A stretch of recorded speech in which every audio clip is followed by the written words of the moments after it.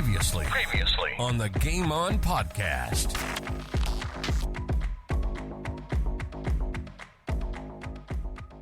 I think too, let's face it, as a South Australian, we're sort of craving out for a couple of our teams, in something. Yes. Basketball, soccer, football, whatever you want to call it either way. Yep. Sheffield Shield, as we know, South Australia in that regard. And yes. So there's a bit of frustration as a South Aussie, and come on, guys, we want something. Yes, and I think the supporters have been patient for long enough. I think now's the time that they want to see something. Yeah, the Adelaide 36ers, let's get behind them and hopefully can fill out the entertainment centre and really bring home a big couple of wins in the next couple of weeks. To quote John Kennedy, do something. Sportscast SA presents Game On. Game On. South Australians' destination for everything sports. Local, national, and international sports. AFL football, soccer, basketball, golf, baseball, tennis, cricket, and any other sports played in this wide world. And we're going to have a blast doing it. So sit back, relax, and let's do this thing. Welcome to Game On.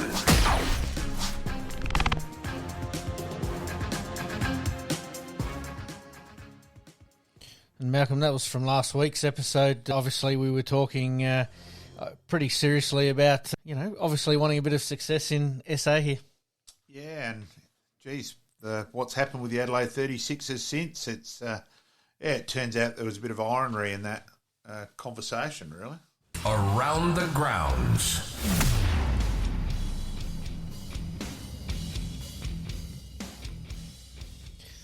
And, mate, on today's episode, we're going to have a little bit of a talk about the AFL W Finals, the World Cup cricket, which is currently being played at the moment, and a bit of the pressure test for some of the coaches around the AFL as well. But today, mate, we kick off with the Adelaide 36ers, which is what we were just talking about with the intro. Yeah, what an extraordinary week. Look, it's obviously more and more things have come out since, and it's certainly far from a happy camp.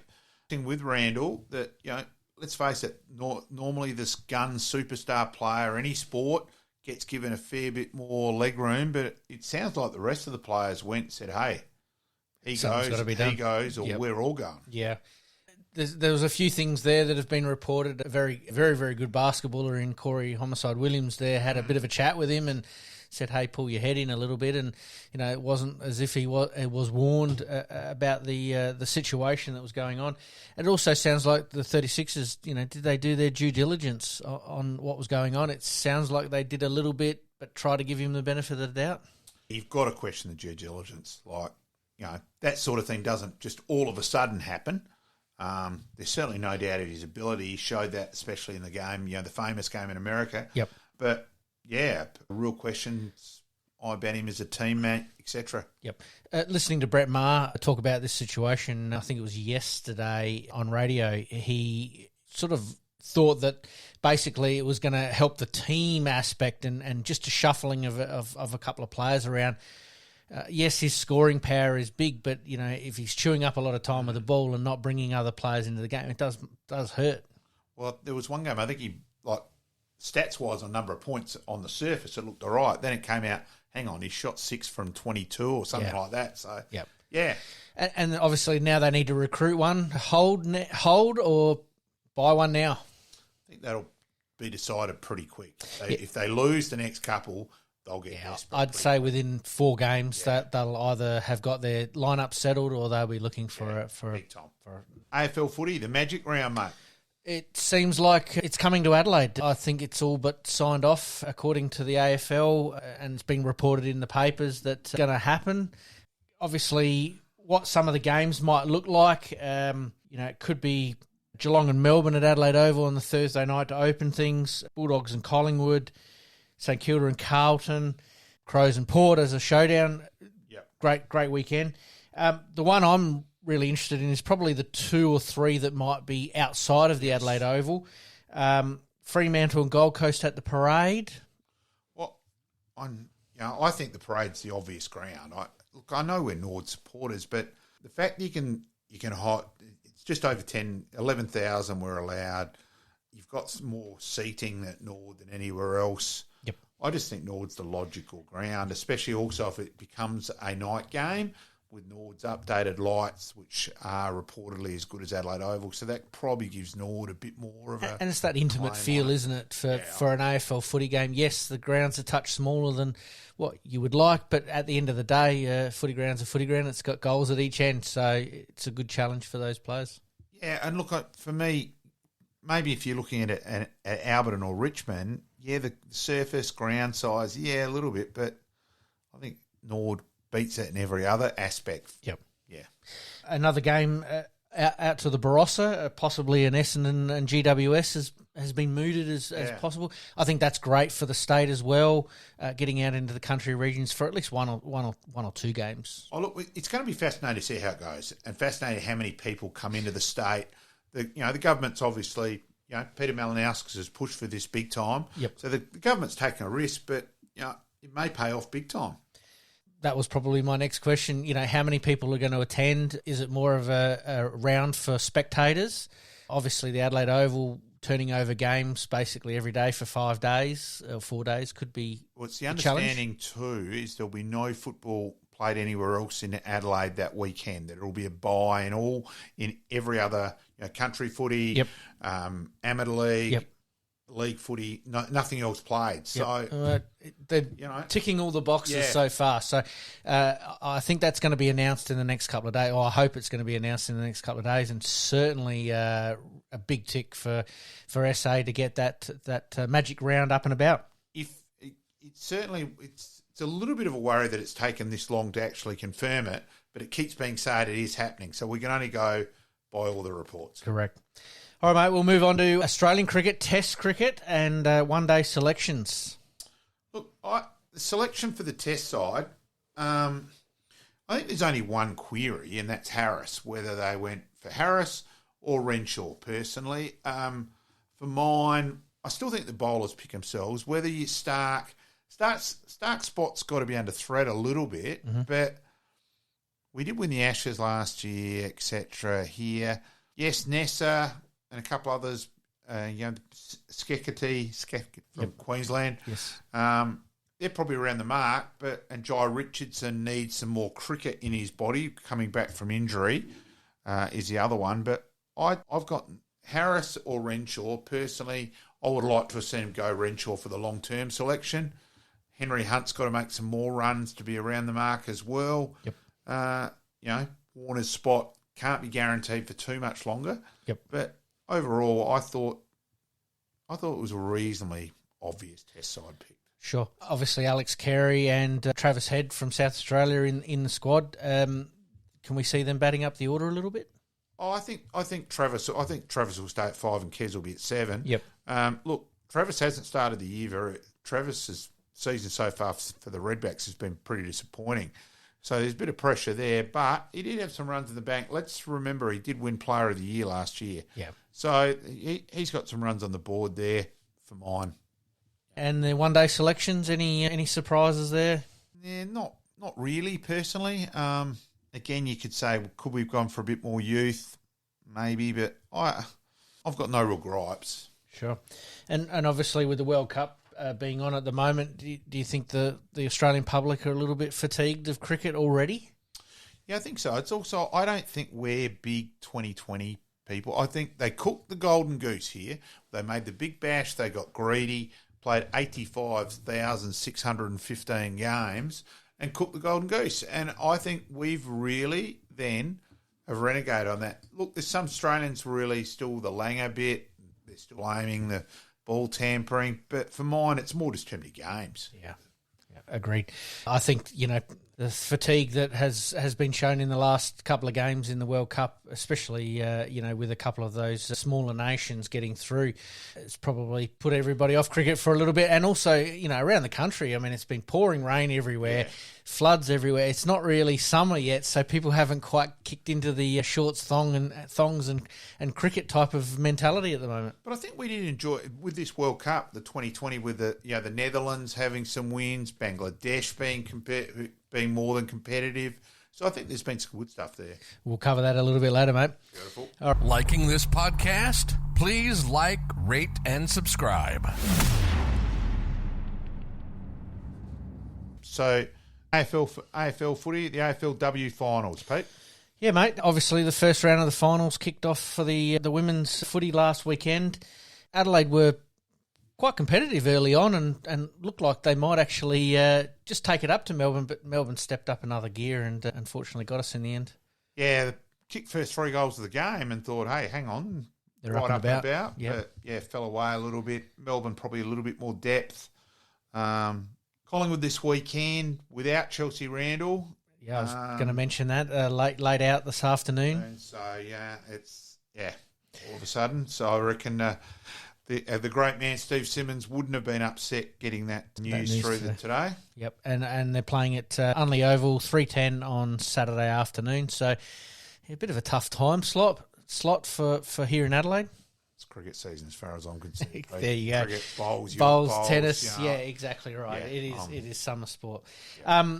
Obviously, because of the World Cup cricket, there are grounds unavailable, and Richmond are probably a classic example here of not being able to play at a ground where they can probably cater for a few more people. Oh, Nord as well, with the lights being done at the moment, put Nord out of action. I think the game probably would have been at Nord. Yep. But Sturt have got a massive tick. Sue Dewing and what the Sturt crowd and all that do out there, trust me, the Adelaide Crows are absolutely wrapped with the Sturt Football Club. I've been involved with Sturt through some of their home games through my business, and they've always looked after me out there. And it's a good oval for that family atmosphere, and obviously that's what they're going for. Yep. Congrats to the 4 players from SA that have been selected for the All-Australian squad at this stage. We find out obviously next week who is in the team.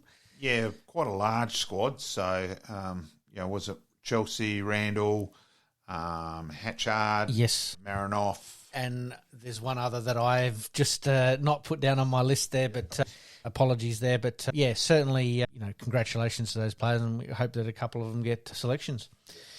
Mate, we'll go back to cricket. We talked about it a little bit in one of our last segments, but that was more about the Australian cricket team. But the World Cup, some surprise defeats along the way. I think it's been great. Like South Africa getting beaten by the Netherlands. Yep. Tom Cooper got 35 in that game. With New Zealand, Pakistan, as we said before, Bangladesh. So, okay, the shorter form of the game does create that probably a little bit more, the chance for an upset than the longer version. But, Zimbabwe have been, improved as well. Hopefully the gap's closing overall. We'll just go wait and see. I mean, obviously we're going to talk about it from an Australian point of view, and it's great to see some of those minnow countries do really, really well. But, what went wrong? I mean, we talked about it a little bit over the last couple of weeks, but now that it's done and dusted, Australia are out, not making a final. Oh, look, I think they were a bit soft, didn't make the hard call. I thought Finch was gone a year or so ago. That they consistently went to where Cummins should not have been a certain selection. His figures in 2020 don't indicate that. Stark has a pretty good record. I thought there was a few, and I would have gone with it, used Agar far more often, the left-arm orthodox. His figures demand that. He's very impressive. I think he's Australia's most economical bowler of the last 18 months. Yep. I think their selections were more than questionable. Sure. And who wins from here? I mean, we've seen Pakistan get over Bangladesh in the previous round. We're currently looking at our screens at the moment. India 6 for 168 and England at the moment a none for 64. Off six overs, so they're definitely on their way. Hypothesise a little bit here and say England gets through playing Pakistan on Sunday. Who's your pick, mate? Oh, look, Pakistan have got the X factor. You just never know what they're going to do. If I'm forced to make a tip, I actually said England before the start of the tournament. Yes. I'm still with England. I like a Cinderella story, so I'm gonna go Pakistan on this occasion. And Matty Hayden's been in their camp and providing some valuable expertise. Yeah, and he's an interesting hussy and that involved with England. Yeah. Yep. So, footy coaches under pressure, mate. Go for it. Look, it's something that we've looked at before. Now we'll quickly go over Hinkley and Nicks. We've done Hinkley a couple of times. Yep. Matty Nicks. We know Hinkley's probably in the gun a little bit, but they've recruited pretty well, so we'll see how that plays out. I think Matty Nix is still in that development phase. He looks like he has the players' attention, so I think it's just a little bit of pressure, but they're improving incrementally. They look like they're following some of the other teams that have bottomed out, so to speak, and gutted pretty hard. I think it's a wait and see on Matty. I'm a fan of his. I think he engages with his players better than some other coaches that have been around, and I think he's a warming up one. But I think in the furnace is Hinkley. I've got Luke Beveridge, Adam Simpson, and Stewie Dew probably in that hottest category as well. Yeah, I think that's hard to dispute. There seems to be, the 2016 premiership with the Bulldogs, probably the goodwill from that. Yep. It is 6-7 years late. 7 years later now. Yep. So that there's probably been. I think I looked at Western Bulldogs' list and thought, they probably could have done a bit, bit better. So I think the pressure's there. West Coast falling right away. Yep. To the point where they were largely uncompetitive last year. And they were only, saved by North Melbourne being terrible as well. It's actually unusual to have two teams which were putrid. Yes. Dew, he probably needs to get Gold Coast. There was some improvement, but he probably needs to be a bit more and get him through to a final. They've, again, incrementally improved over the last few years. Yes, they've lost Isaac Rankin, but they get King back. That does help, and they seem to have a really good nucleus. For Stewie personally, I'd like to see him be kept at Gold Coast because I think he's doing a pretty good job. On the warming up side of things, Hardwick, Goodwin and Fagan.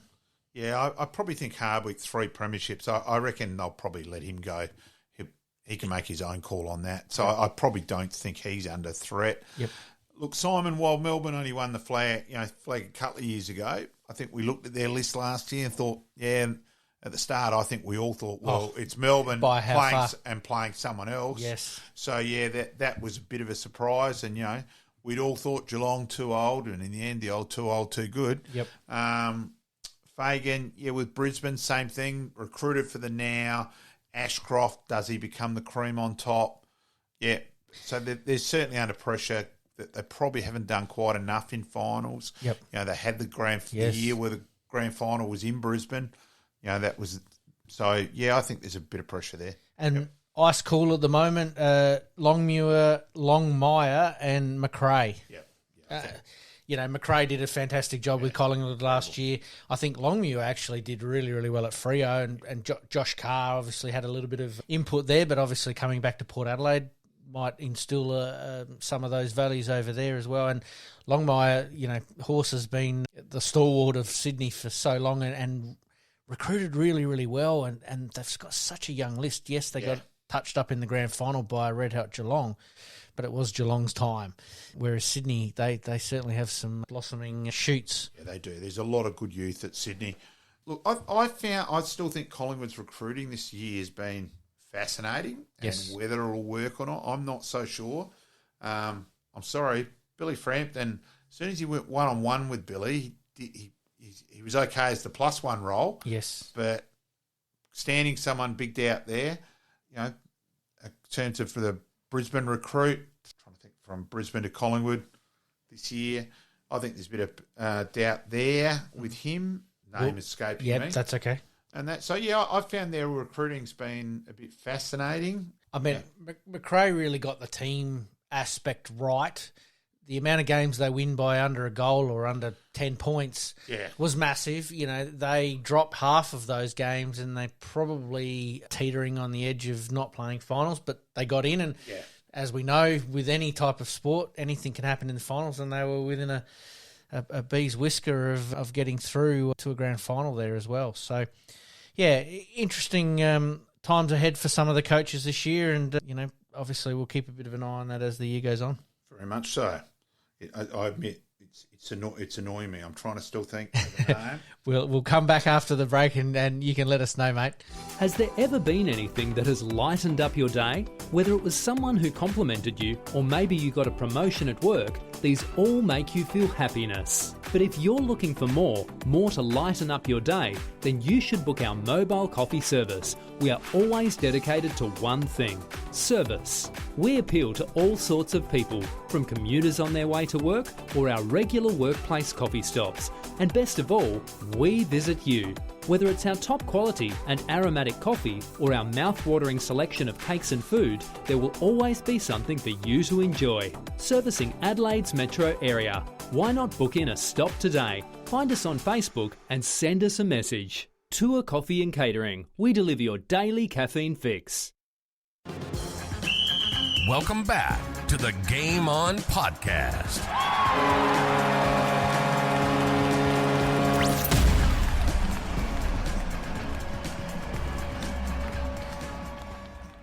And, mate, just before we go into the 5 good minutes in the clubhouse, we've got a name, Daniel McStay. That was going to annoy me all night if I could, yeah. Well, Sorry about that. All good. We got there in the end. But coming up today in our 5 good minutes in the clubhouse, we sort of teased a little bit last week that Norwood legend was going to be on the show, and Michael AISH is our man tonight. And sit back and enjoy Michael recount some of his career. 5 good minutes in the clubhouse.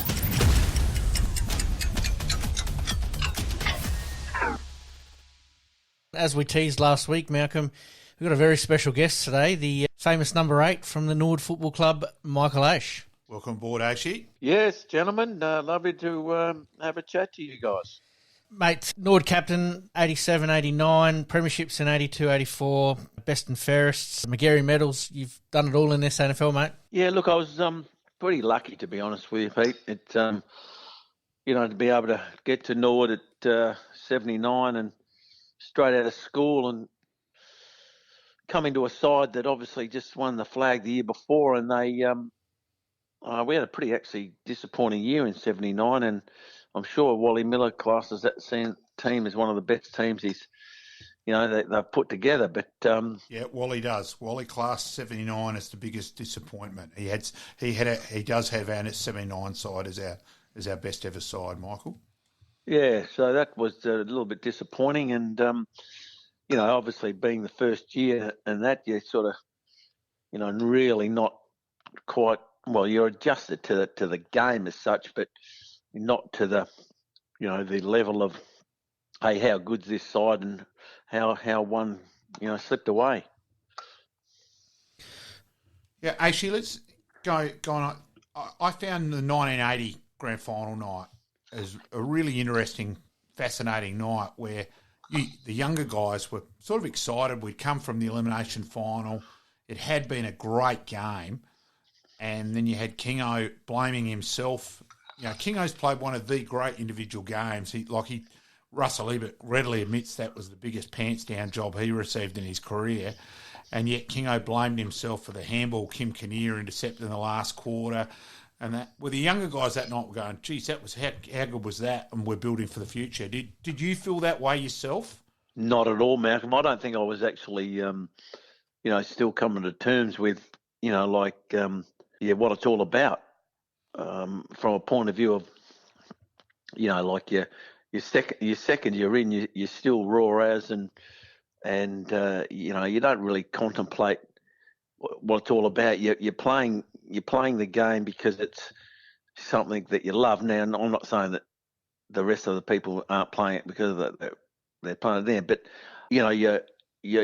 well, for me, I only really got to, I guess, appreciate what it meant after playing probably about 4 or 5 years, and then thinking, well, man, these grand finals don't come around that often, and when you get an opportunity, you want to take it.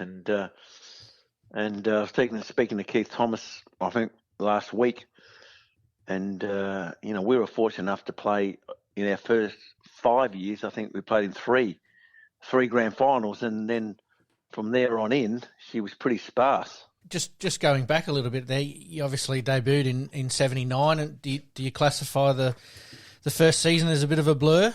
Not really. It was exciting. You're a year out of school. You're out at pre-season. I remember going to the grand final in '78 and standing behind the goals with some mates from school, or not from that I went to primary school with. Was that with Alan Killigrew? I know. I went actually. Alan Killigrew took my brother and myself to the first semi against Sturt. After I ended up, lobbing out at West Torrens and having a few training runs. Disgraceful behaviour, Michael. Mike Coward wrote about it, and then Wally rings Dad, and then they take us to the footy, and so that was the first semi, and then went to the grand final with some mates and stood behind the Southern goals, and then to see that win and went home and went with the whole family out to the Norwood Footy Club and couldn't get near the place, and then 6 weeks later you're out there, training with these guys. It was surreal. Did I hear somewhere along the line that you basically weren't in the Norwood zone as a junior? No, that's correct. Yep. I was in the West. I was in the West Torrens district as from where we lived, but I was the primary school was in West Adelaide, so we played a lot of mini league for West Adelaide and had some. There was a lot of league players played a lot of mini league in that era. So in the 70s. And we were quite successful at West Adelaide, and a lot of them went on to play league footy at West Adelaide as well. And Peter Myers would shoot me if I didn't give the fellow scoreboard operator at the parade a mention that he played with you in in those West Adelaide Premiership sides too, Aishi. He did. Yes. Hey, Michael, quick one back to school. The illustrious one, Mike Coward's influence on you at Pulteney. Well, he coached, I reckon, when I was in year 10. And right away, massive difference to our coach from the year before. Mike grew up football and being the journalist that he was and whatever, he knew footy back to front, really. Very passionate. He really pulled us in the side together and was pretty tough on us as well. So he, Pulteney wasn't, very well strong when it compared to the PAC Saints and St Ignatius and those bigger schools, but we held our own a fair bit. And Mike, he pulled us side together from the year before where we were only, just going around to be quite a successful year 10 side.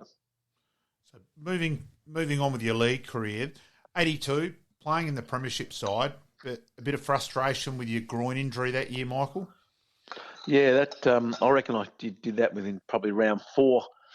I cannot remember the doc, but it was quite an injury that happened quite a bit. Now it was a muscle. I don't know if it was torn off. I don't think it was torn off the bone or whatever. But there was a hole there, and I remember.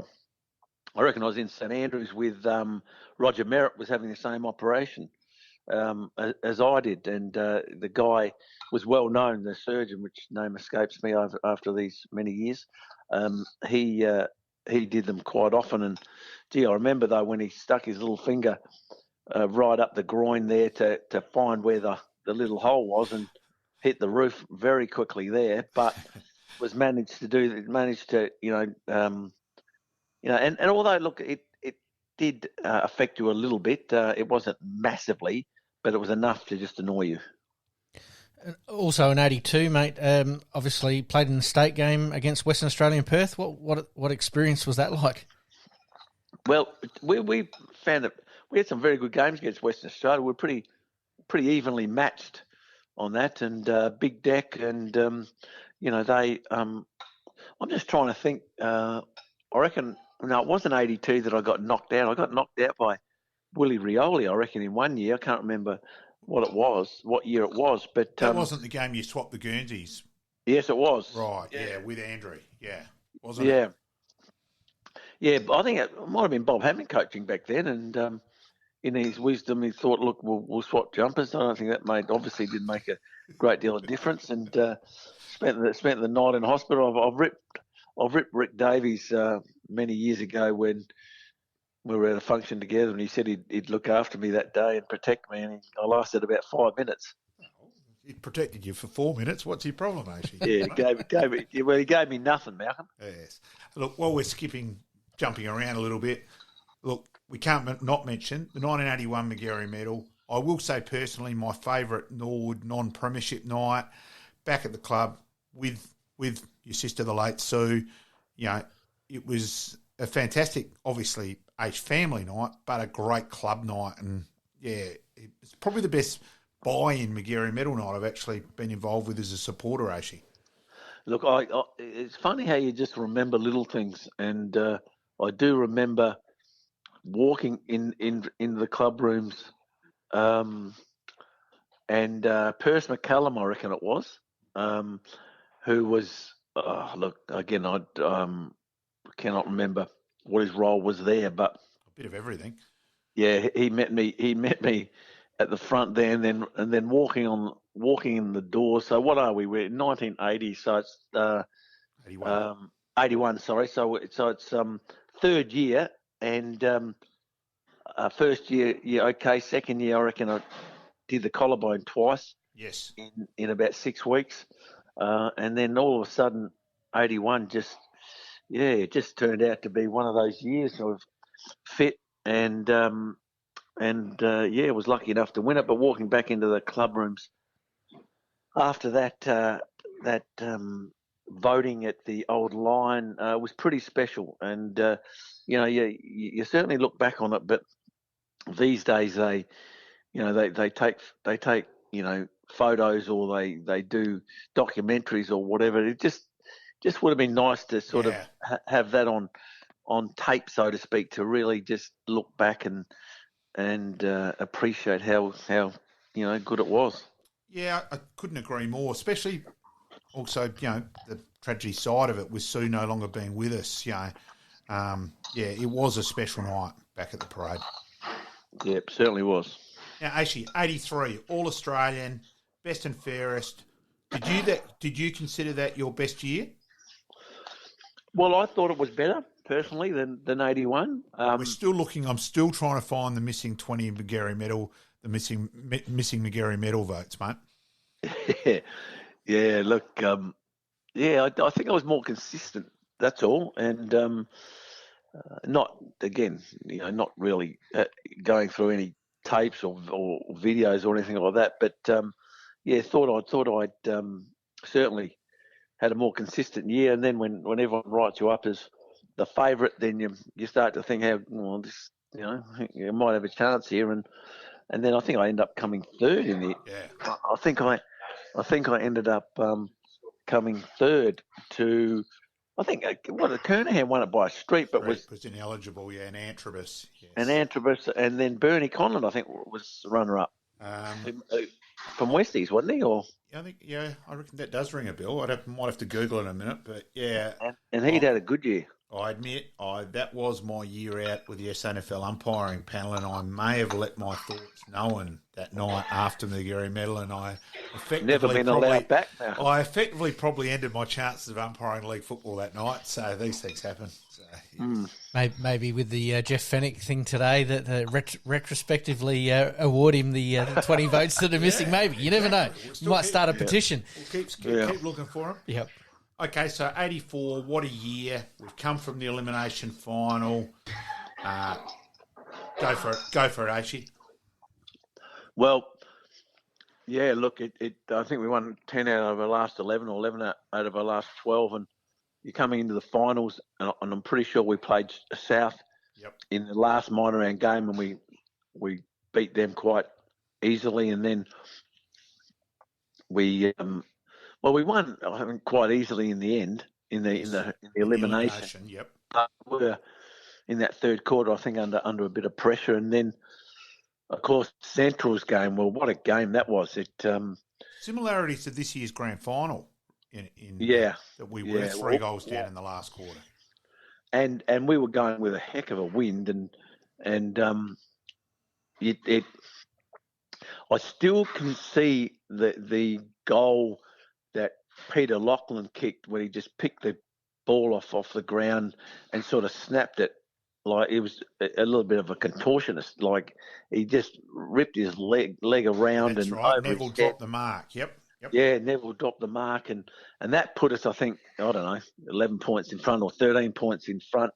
But it, that was a very special game because we were right under the pump till the end. And then, of course, Glenelg, and I've seen a bit of YouTube stuff of late where we've played Glenelg, and Glenelg had plenty of the footy. At one stage, they were 2-14. That's right. Now, again, I don't know if, how many were rushed or whatever, but, they missed a lot of goals, and, we just hung in there, and we obviously kicked straighter. And look, I've got to wrap up my mate, number 9 we gave him, hundreds of goals through his career. He reckons he earned every one of them, but, he had the ball out in front of him nearly all day. He didn't have to do much. But, to get Neville over was just fantastic for the footy club. Best guy that I've seen sort of body himself, and when someone's behind him. Look, I will say this. Neither Neville or Michael are on Facebook. So when something comes on Facebook, I then copy it and send it email it through to both of them. And then I just sit back, Pete, and I just enjoy the game of tennis with the bullshit back and forth between the two of them. Absolutely. The rest of the day. So I get the benefit of that. Hey, Aishi, then the tour to Ireland and your friendship with Dermot Brereton. Yeah, look, we sort of hit it off, Dermot and myself, and Dermot actually got injured and didn't. He actually didn't even play at all. So he had the best trip of all time in '84, but we had, look, he had some great players over there, and I got to know Dermot extremely well. But when you look at the likes of Mark Lee, Danaher, Murray Rance, I reckon it was from Western Australia. Then you had, I reckon Motley and Kernahan and Ross Glendinning and of course Macca tried to start World War III. That's what I was going to say.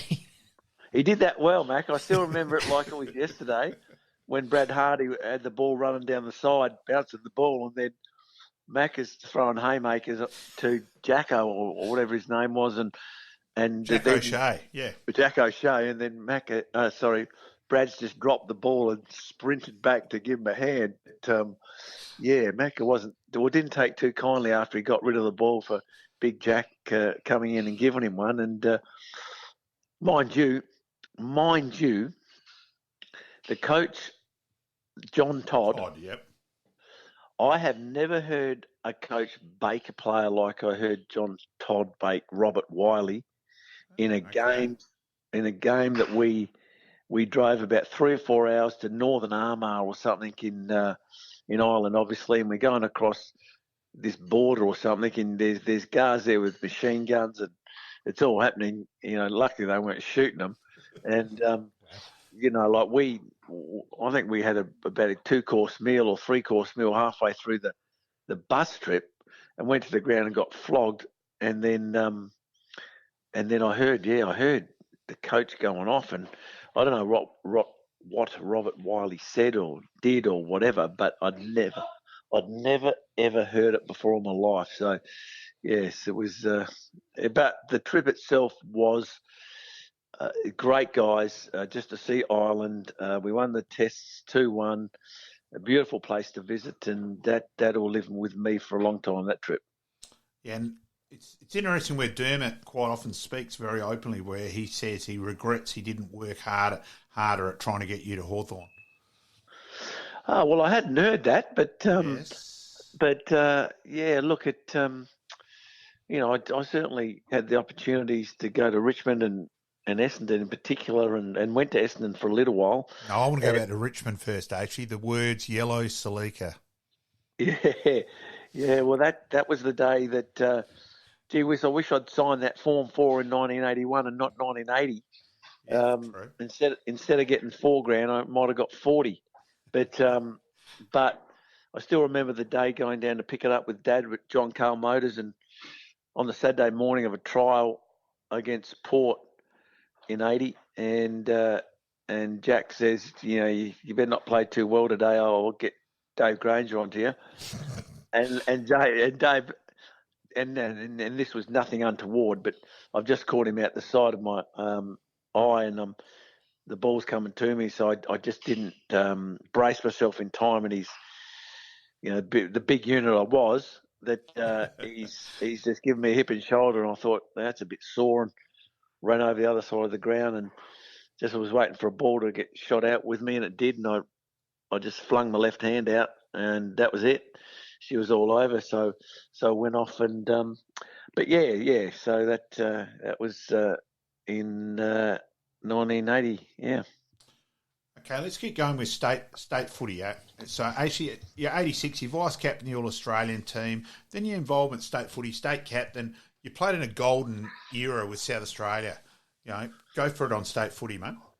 Yes, that amazing with pretty well. Cornsey was the state coach for pretty well all my state career, and Jack was probably the last one or two, and but with Motley, Kernahan, Platt, and Bradley, like Macca, Neville, Keith, Filkey, the names are endless, and playing at Footy Park, particularly against the Big V, and it was on, and I remember the carnival. I reckon it was. I can't remember what year it was. I reckon Greg Williams had he's one that knocked Macca's teeth out. I reckon. Yes. Or had a crack at him, and he didn't mind having a bit of that. Greg, super player. He was a bit surprised when Macca came back though. Yeah. Well, I reckon Scott Salisbury helped him out as well, because Scotty saw it as well, but. They would always beat it up with Teddy Whitten and being a part of it. And, you're right. We had, Tony Hall, there's another one. We had just a super side.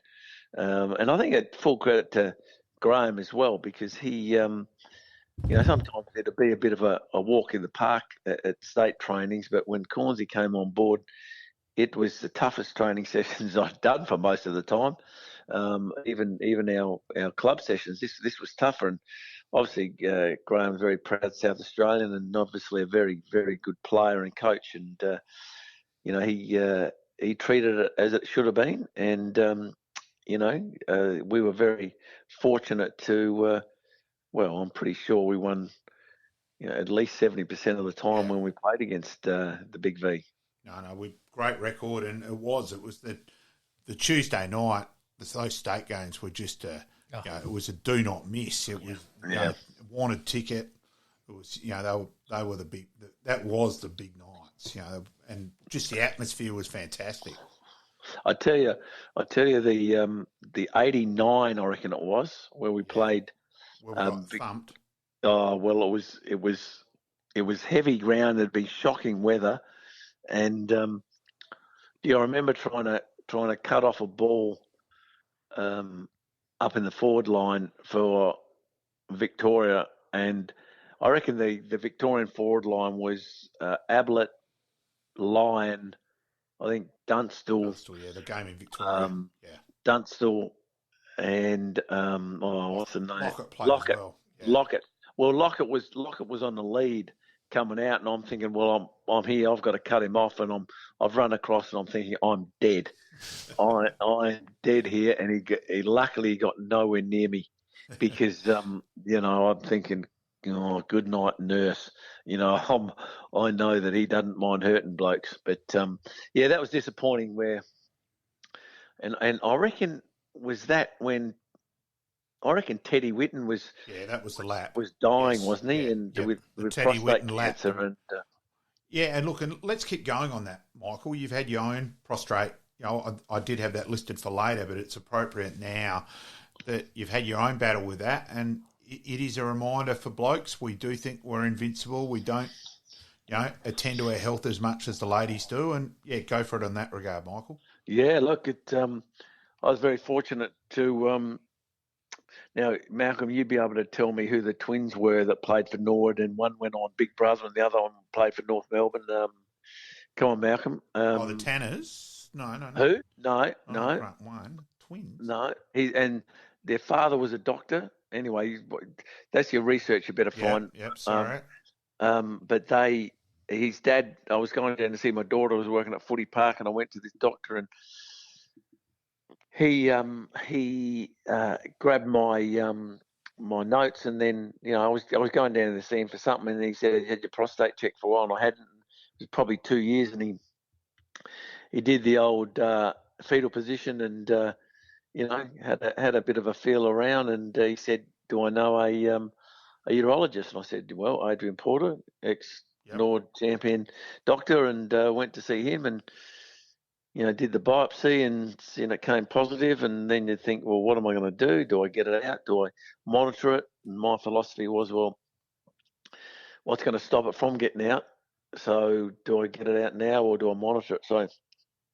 So I ended up getting it out. I was very lucky that I was obviously fit at the time, and recovered pretty well. I had open surgery. I didn't have robotic because the surgeon that I was recommended to, obviously by Adrian, who was sensational, and he also put me on to, if I wanted to go and see someone else, and I went and saw someone else who did this brachytherapy. So it was another sort of treatment, but where they put radioactive seeds around the prostate and then they zap it. And unfortunately, I couldn't have that. So it was just went back to the doctor that Adrian recommended, and everything went well there. And I was fortunate enough that it hadn't escaped, so it was all contained. And yes, I'm all good. Mate, in it's very important for everyone to get those checkups, and I'm sure you're an advocate for it with whoever you talk to these days to make that happen. No question. Look, it's you just got to do it. It's silly not to. It's not that difficult. Obviously, it changes the way they test and treat it these days. And back in my day, where they did the biopsy, was a little. I didn't actually get put under, and sometimes you can get an infection and those sort of things. But the research and the technology they use now to do that is significantly better. But I just couldn't understand why you wouldn't go in and get your blood tests anyway. And there's one thing they can tell by the blood. I think it's as simple as that, and keep an eye on that. And then the levels, and if they start to shoot up, then they just monitor it, and you just got to get it early, because as we know, most things, particularly in prostate, if you leave that too long and that gets out, you can be in all sorts of strife. Mate, very important message for sure. 1987, mate, you get to captain the great Norwood Footy Club. Yeah, look, I reckon I was captain, I don't know, for 3 years, and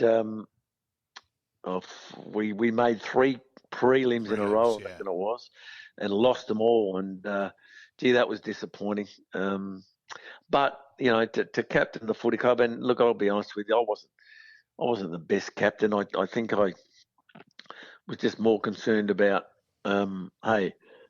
what you do on the field to not necessarily what you do off it, and getting around the players and making sure they're okay and that. So I sort of thought we lead by example on the field, but we had some opportunities, and unfortunately didn't take them. But that just goes with the territory sometimes, and we fronted up. I think we might have lost at least 2 of those prelims to North maybe. I know one of them. Yeah, but it wasn't to be, and I think you got to make the best of the situation, and we didn't.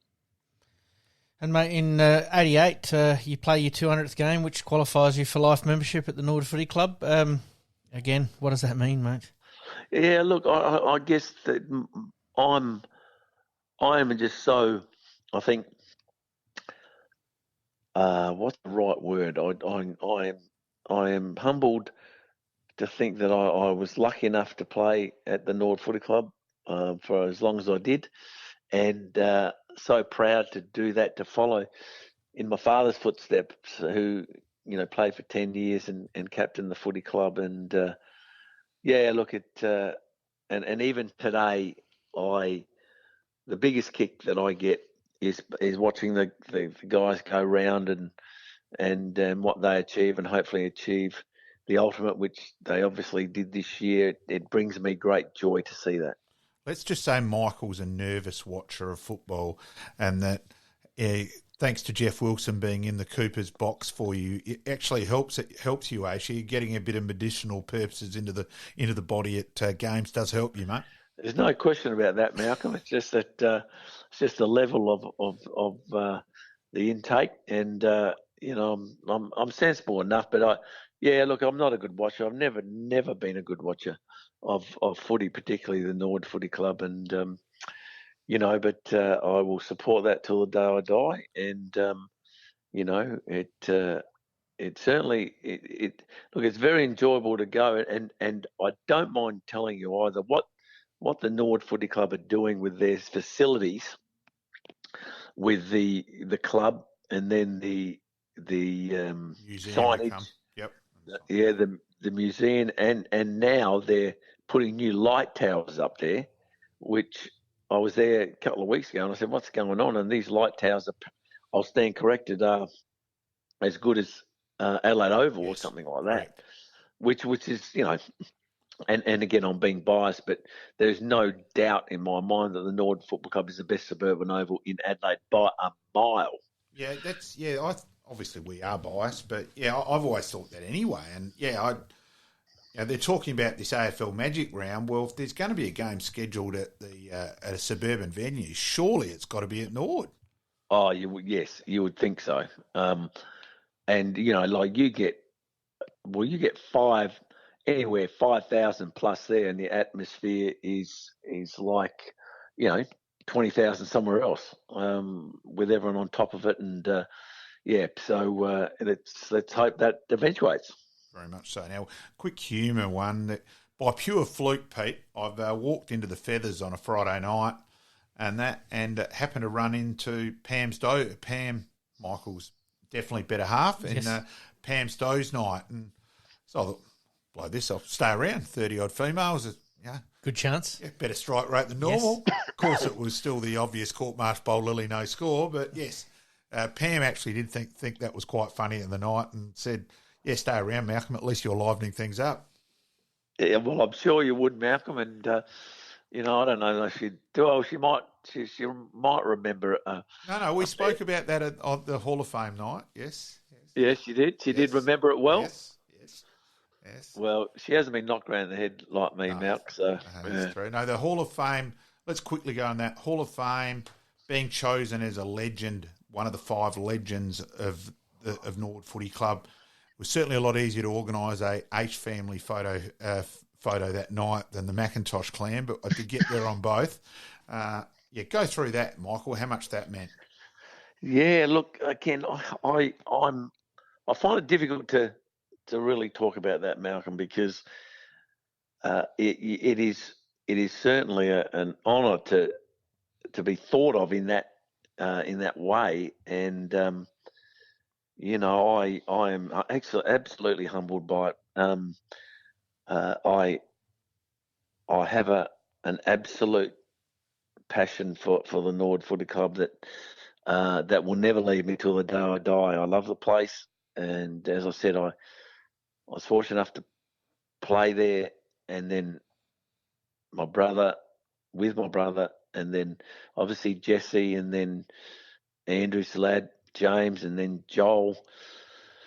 I played a few reserves games and things like that, and look, to be elevated to that status is lovely. But I said it once, I've said it probably 10 or 15 times, is I don't see myself as a legend compared to some of these volunteers that have been, on staff, or not on staff, but volunteering for 30 years and that sort of things. And, like the trainers and, like Big Al, and then there was Al and Mao and Reggie and all those trainers, Brian, those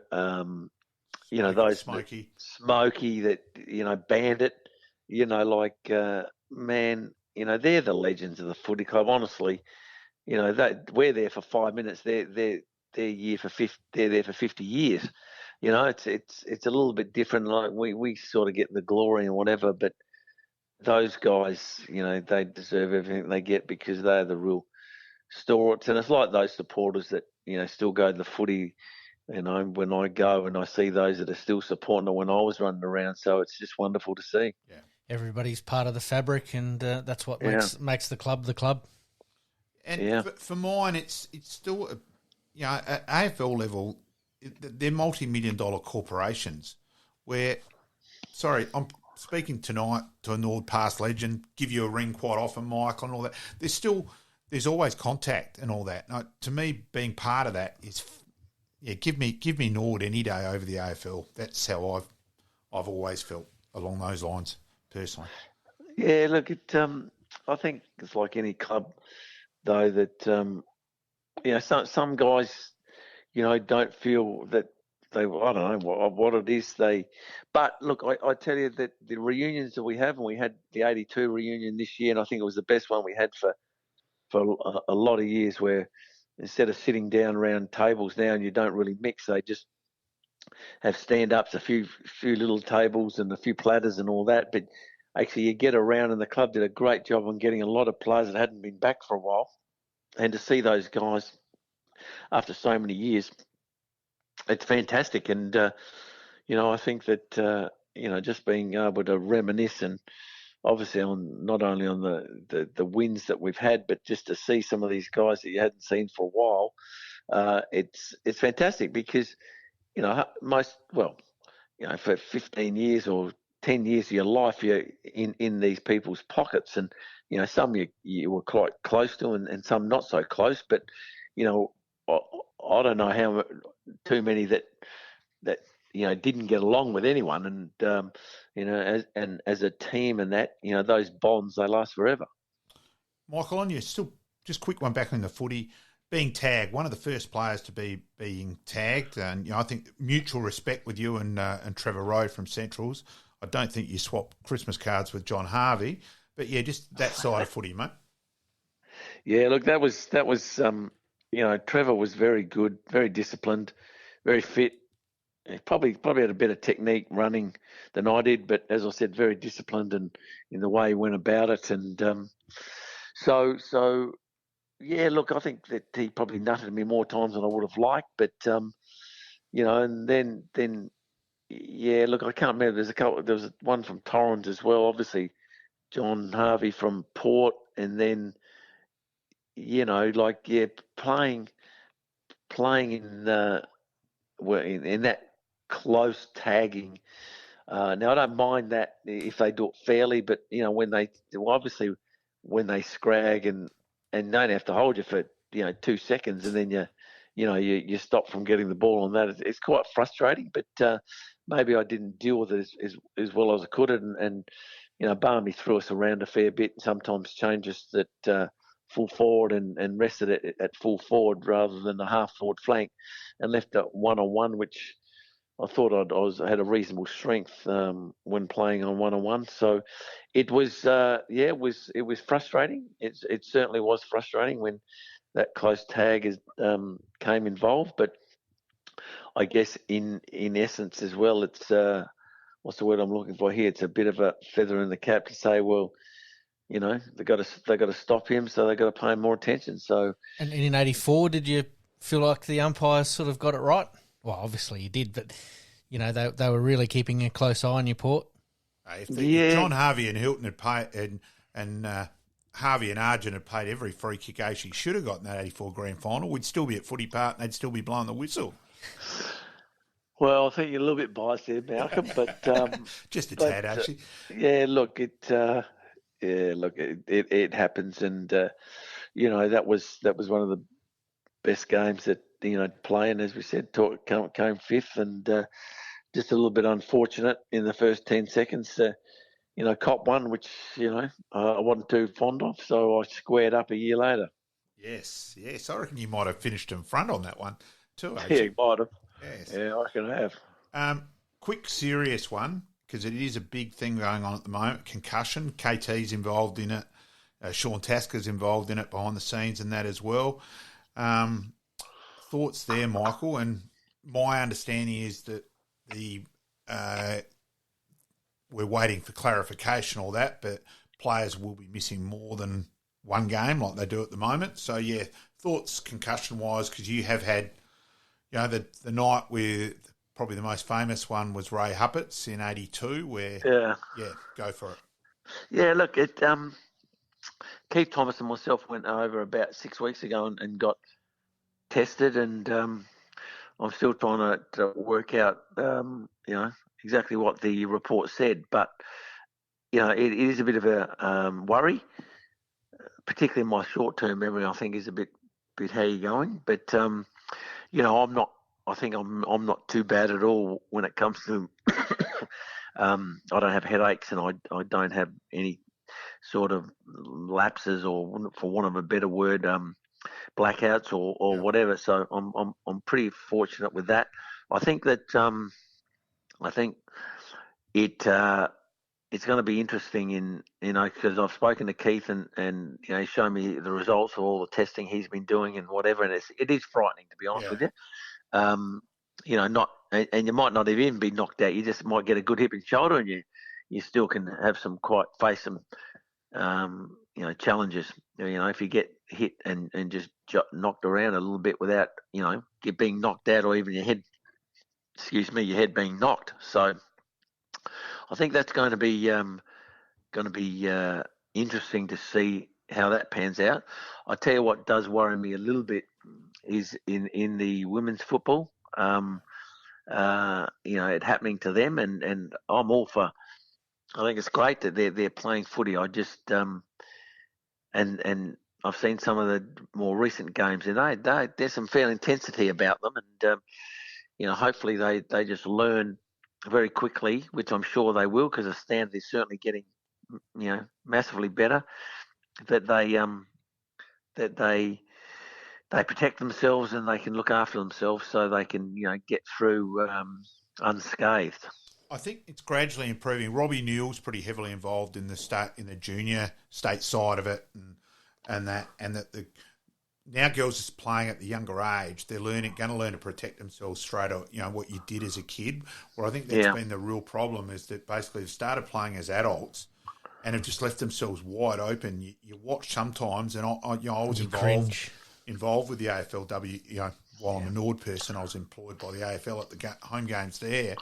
And, you did. You cringe and you were nervous watching because they just didn't instinctively turn to protect themselves. Yeah, no, that's exactly right. I saw that injury this year, I think, to a Western Bulldogs player. Now, that wasn't a concussion as such, but it was a kick or a broken leg and the like. And in fact, I reckon it was a couple of weeks ago. I can't remember who it was, but one of the girls for Essendon, I reckon it was, playing Port. And she landed on her head in a tackle, and it wasn't. I think she was actually caught by one arm, and then of course, and it wasn't anything malicious about the tackle, but she just landed on top of her head. And I thought actually she was in a world of trouble. I thought the way that she just landed on her head, and I thought, this could be very dangerous, but thank goodness that it wasn't. But bizarrely with that, the Port players got suspended for 2 games. Now, I've watched that numerous times, and I'm thinking she's actually just grabbed the hand. It's actually so she got pinged for 2 games. Yeah, she got 2 games suspension for that, and I'm just still. I've watched that numerous times, thinking how in the hell they came to that fine, because that was just a footy accident. I'd like to look at it a bit more closely, but I'm a bit the same, Malcolm. I look at some of these reports, and I'm even thinking back, and look, I'll stand corrected, but I reckon Patrick Dangerfield tackled someone perfectly, and the momentum was going forward. So just they were going forward. So of course he was behind, driven the particular player into the ground. Had tackled, I think, a fair tackle, and then I reckon it cost him a Brownlow. Yes, correct. And I think, bizarre. Yeah, I just don't understand a lot of it these days. But anyway, one quick last one. Oh, getting towards that Australian Sports Medal. Actually, I blatantly admit I've only read that today. I can't remember. Go for that. See, now you're testing it, Malcolm. I reckon, I don't know how many years ago, but yeah, got an Australian Sports Medal for, the footy career, and that was certainly an honour. And I remember when we moved house, we just moved about 15 months ago, but when we moved up to St George's, and they had a cabinet there they didn't want to take, so we bought it off them, and proudly put that in there along with some other mementos, and it's always nice to be recognised, I guess, as a good footy player in this respect. But my folks brought me up to I loved actually Ashley Barty's. Now, if I'm not going to get this, I'm not sure if I'm going to get this correct, but I reckon her quote about 6 or 12 months ago said she'd rather be known as a great person than a great tennis player, and I thought that is perfect. Yeah, it's pretty. That nails it, really, doesn't it? Yeah. Because that's what it's all about. It's about the person, not okay what he or she does, and what she or he manages to attain to, or I'm not getting the right word there, but again, I think that it's who you are as a person, and what you can do, for someone else. And I think we just make other people's lives better off. That's certainly what it's all about. Oh, Michael, you get that big time. Look, anytime there was a thing you needed something for charity, whatever, give Aishi a ring. Like there was the night up at Hope Valley with that youngster a few years ago. I got a phone call from Mark Robinson. Can you organise a Nord person? Ring you, all organised within 5 minutes. You go and visit the kid next day in hospital as well off your own steam. And the boy's going okay too, Michael. Yeah, it's wonderful. Which is great news, because it certainly didn't appear that was going to be the case back then. And, look, I'd really jacks me off that sort of thing, because Barry Robber and Russell Ebert, just incredible in that regard as well. And it just should get far more publicity. Anytime a player does something wrong, it comes out big time. Well, how about a bit of publicity on how many things is done right as well? Yeah. Well, I feel really strongly on that. And we all look again. Hopefully, we all make good and bad decisions, and sometimes we make some bad ones, but hopefully we learn from them, and then go on to rectify those, and just be the person that I think that it's well. I remember reading a book, Malcolm, many years ago, and it was called The Purpose-Driven Life, and it was actually when I was actually going through nearly a marriage breakup, and I read this book, and the first paragraph of the first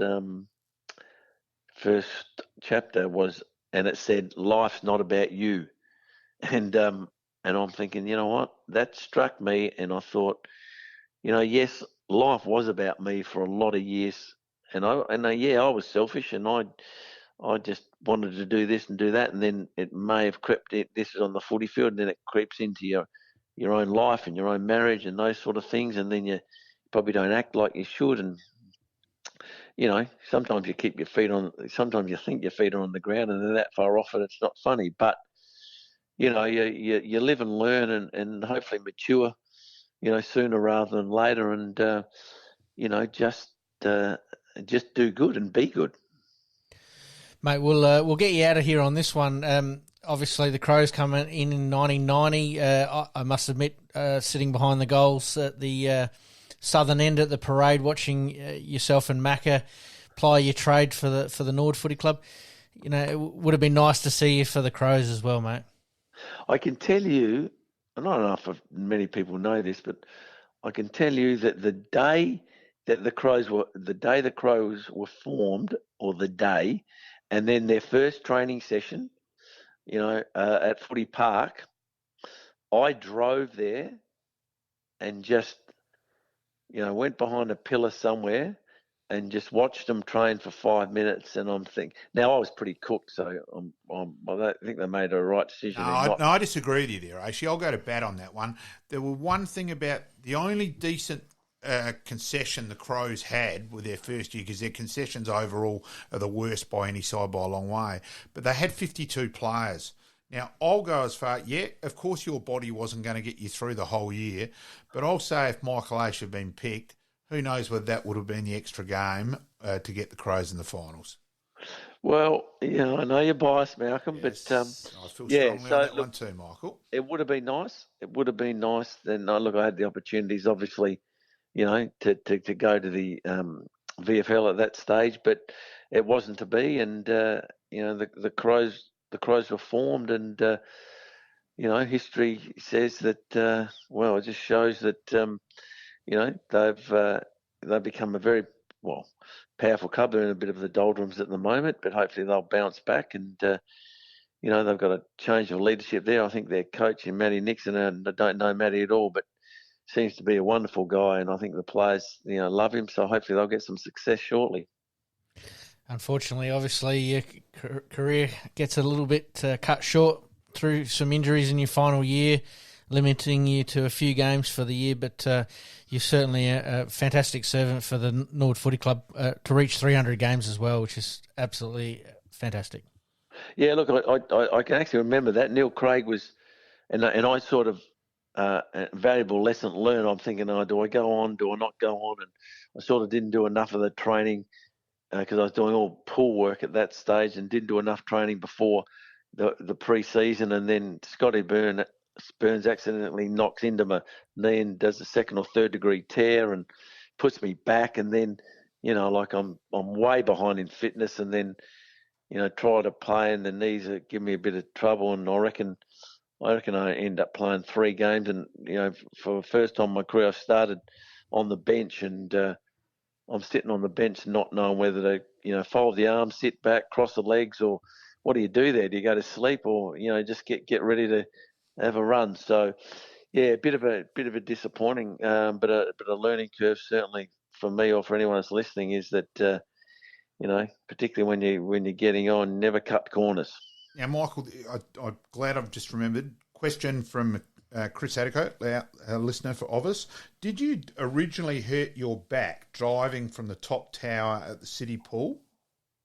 No, look, I don't think so. I remember doing a underwater hockey promo there with, I reckon it was Paul Weston and might have been Rick Davies, and we had a crack jumping off there. But to be honest with you, I honestly think it was in my leisure times. I bought a speedboat with a mate, and we used to go up the Murray quite a bit and ski, and I did a massive amount of kneeboarding, and we'd kneeboard and then we'd jump someone, and you get that continued pound. Look, it might not have been that, I don't know, but I think it might have been that, to be honest with you. And that's certainly one of the regrets. I think that if I knew exactly what it was, then obviously a bit easier to sort of put together. But to hit about 1984 onwards, and then pretty well spend most of the time just all the pre-season in the pool, and then going out to do all the ball work. So a little bit frustrating, but the back issue certainly hung around pretty well from 84 till 92. So it was a bit of a pain. Now, Pete, there was one, last couple of quick things, but a couple of things to stir Aishi up about. There was one year, we think it's 83, either way, Michael worked his absolute backside off pre-season doing weights, trying to put on weight. Mm-hmm. And it's like we're at Lifestyle, and when Neville and Hooksy were running it, and there's a weigh-in for Aishi to see how much weight he's put on.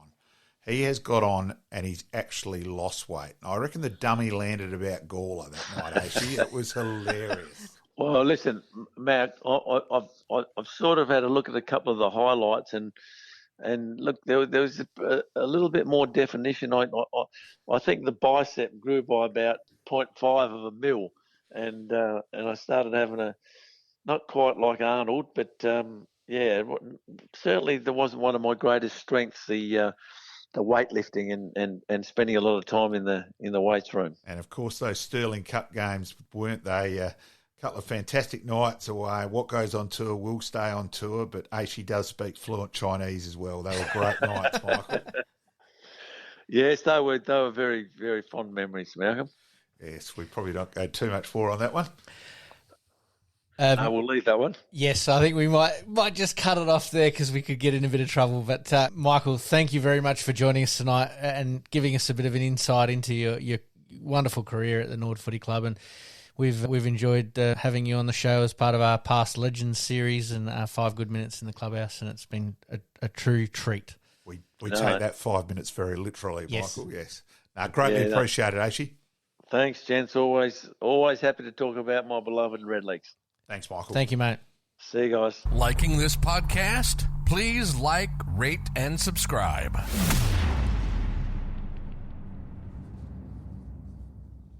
Welcome back to the Game On podcast.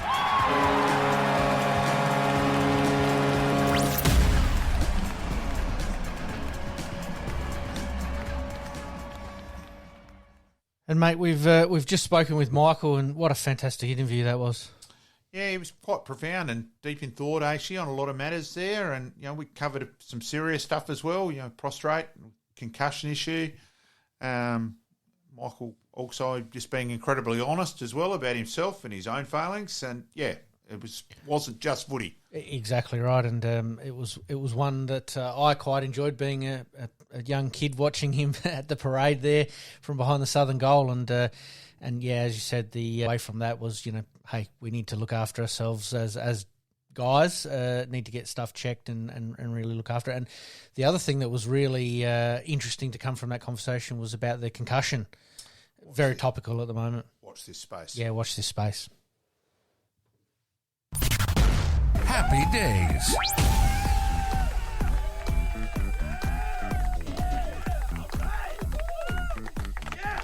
And Malcolm, for today's happy days, we're continuing on with the AISH. It might be the AISH show.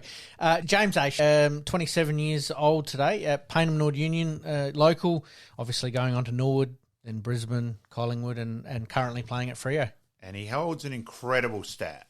So it's 24 games for Norwood. He played in more premierships than losses. Played in 2 premierships. Only played in 1 losing side in his career at Norwood. Fantastic stat, mate. Thank you very much for that one. Pick 7 in the 2013 draft and 129 games so far in the AFL. And he probably had his most consistent year last year. Yeah, absolutely. This week, 96, Evander Holyfield defeats Mike Tyson in the 11th round in Las Vegas for the WBA heavyweight title. Only the second person to win it twice, falling one short of Muhammad Ali with 3.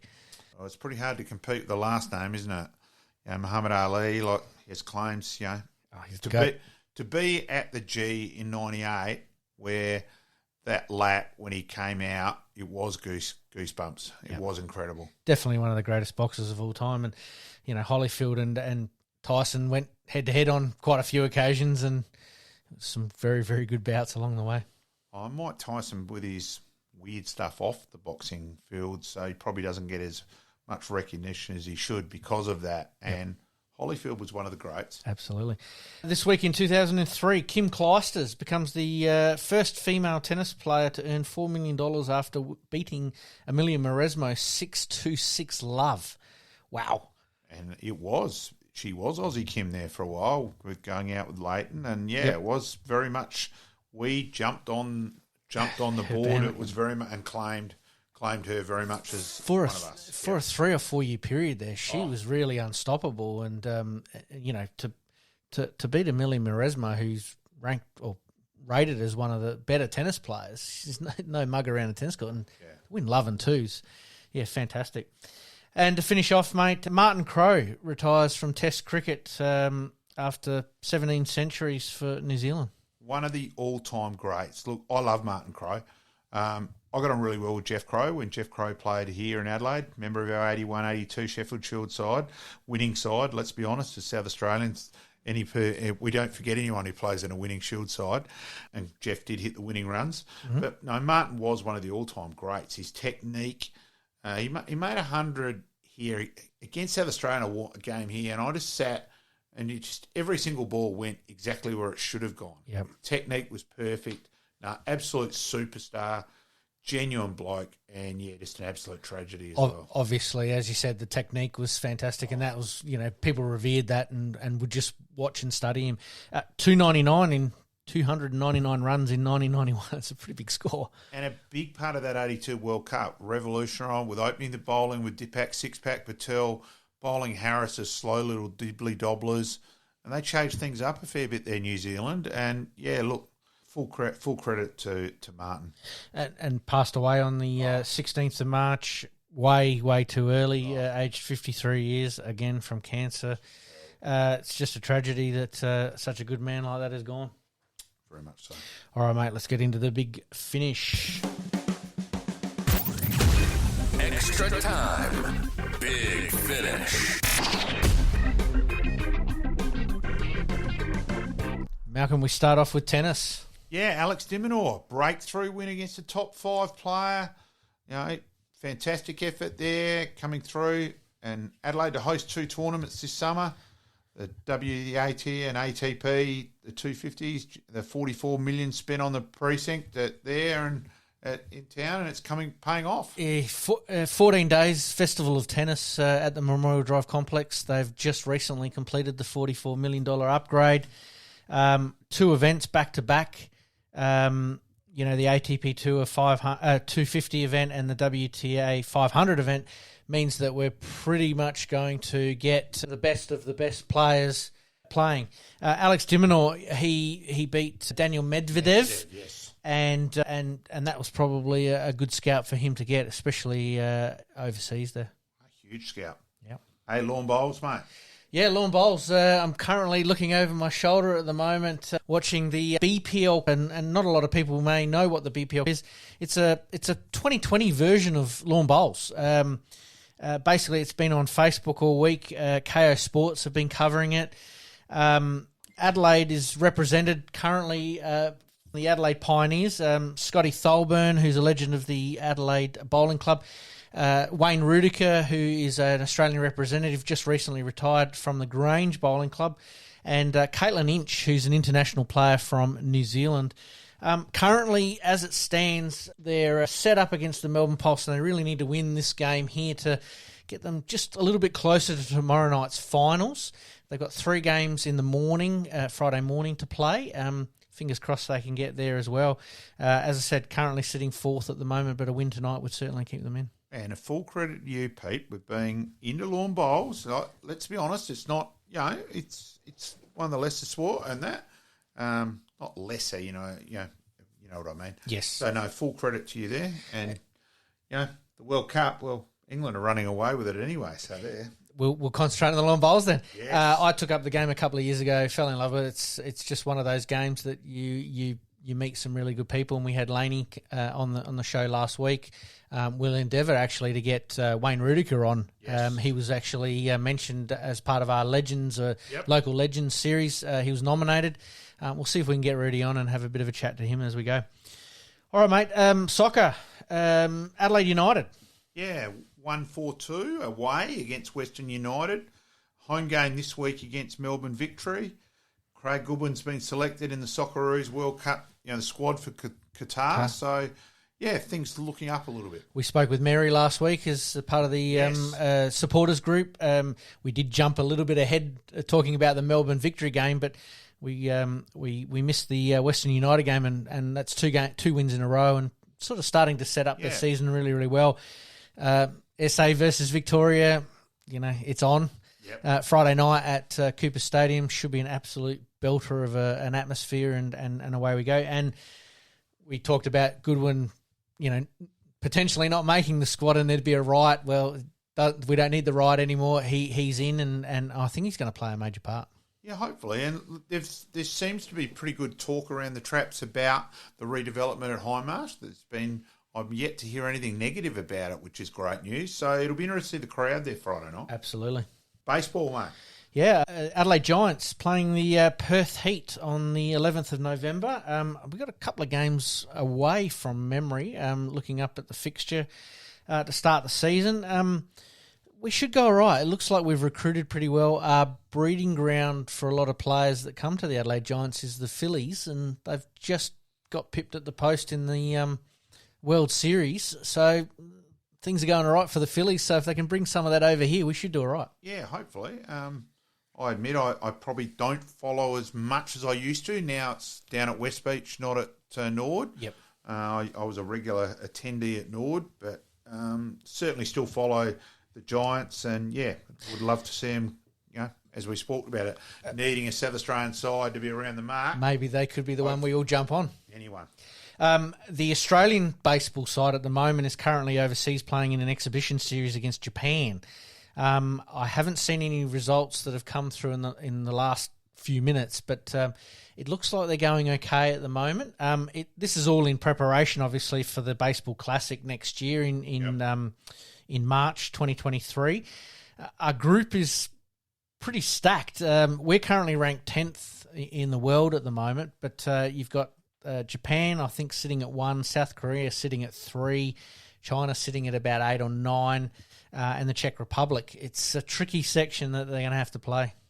Certainly be more than fair competition. Absolutely, and we're hoping to get somebody on from either Baseball SA or the LA Giants just to give us a bit of a heads up on that as well. Yep. Now, sports betting, mate. Some crazy bets.